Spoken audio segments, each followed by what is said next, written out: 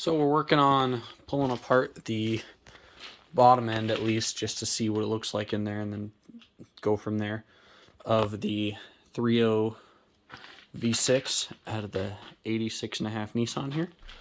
Got my bench cleaned off. Made a big huge mess because I don't have a fancy drip tray.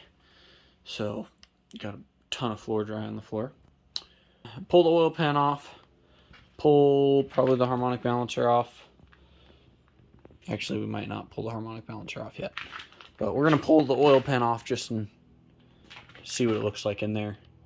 Pull some of the main caps, some of the rod caps, and hope that that's all that's wrong. And then all we have to do is a bottom end. If not, it's going to be a big bummer to pull this whole thing apart.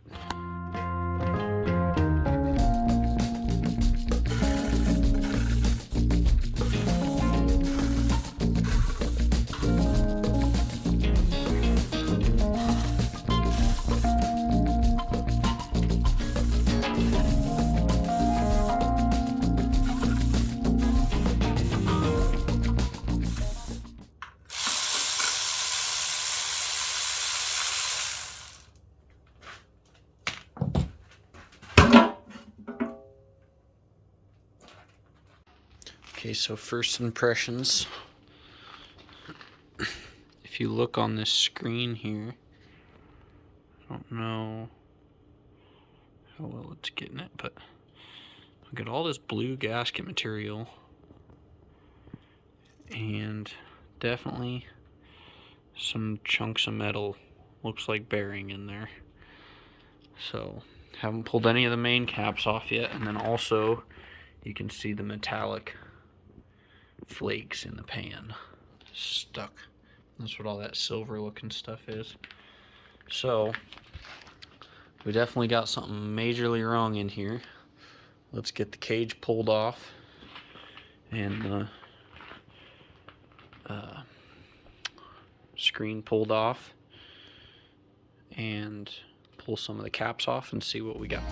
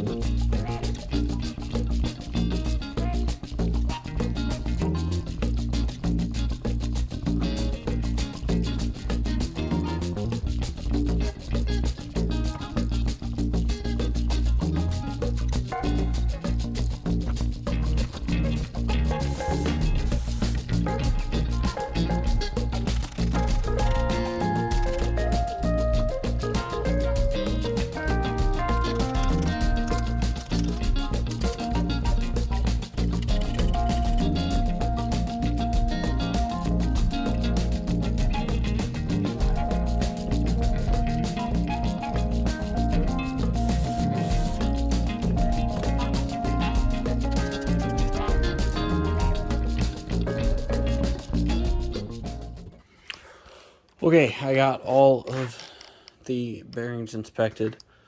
None of the rod bearings really looked that bad.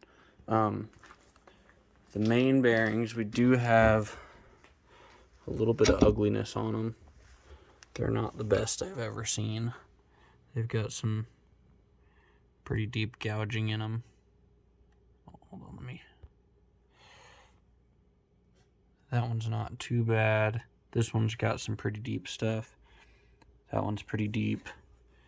This one, it's got a couple of deep ones in it as well. But again, not anything major yet. So I did notice on one of these pistons on the bottom,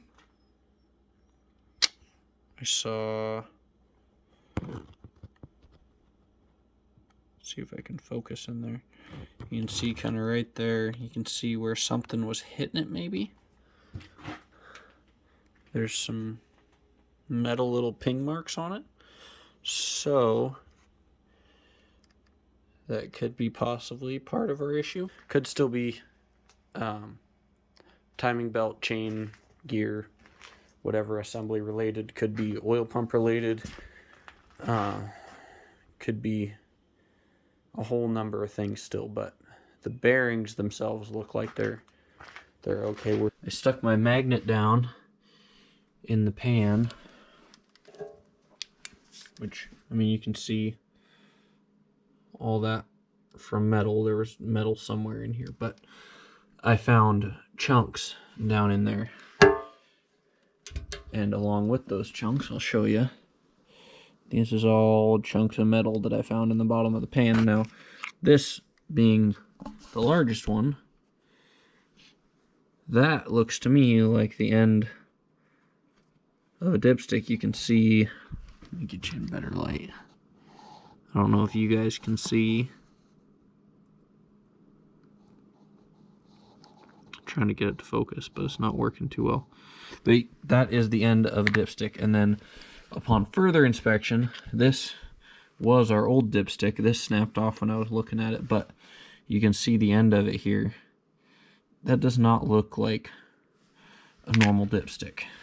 And where it went through was this tube right here that has been obviously modified to be there. That's a washer with a hole drilled in it, and it's coming through this hole here, and it was coming up right here. And then if you look down inside, let me get a light.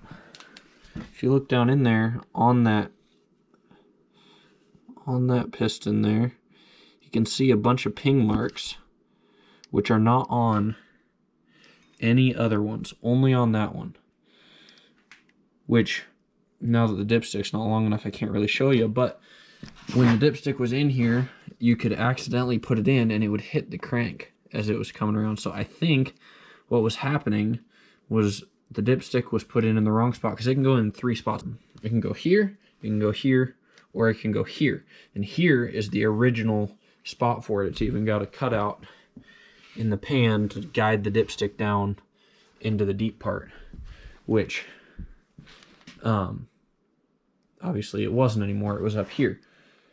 So we were getting an inaccurate reading on how deep or how much oil was in the pan, because the dipstick was in the complete wrong spot and it was way too short.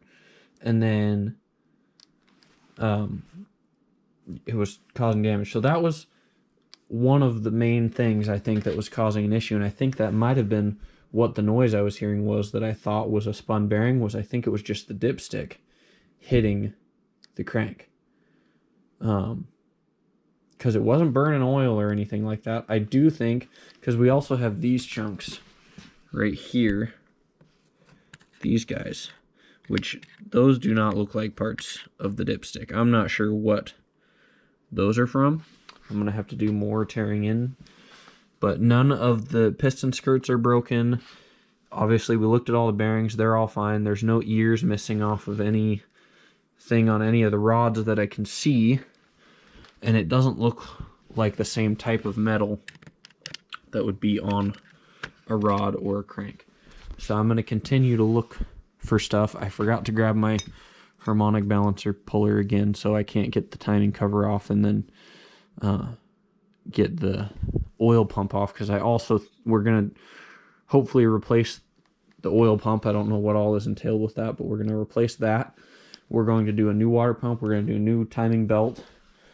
We're going to do new main cap or main bearings and rod bearings, just because we have it all apart. We're also going to probably send the crank away and get it polished. Nothing on it is catching my finger, but I really don't want to pull this out again. I mean, this one right here has, we'll see. It's not my money. It's somebody else's truck. So if they want to send it away and have it polished, that's up to them. So that's all I've got for you. I'm not actually going to pull anything else off tonight because I don't have the harmonic balancer puller. I don't even know for sure if I would need it on this. I don't know how tightly that thing presses on there. Maybe I'll try and get it off of there, but I wanted to show you guys all of this, all these metal pieces. This one I didn't find in the pan, but these all were in the bottom of the pan there, which is not good.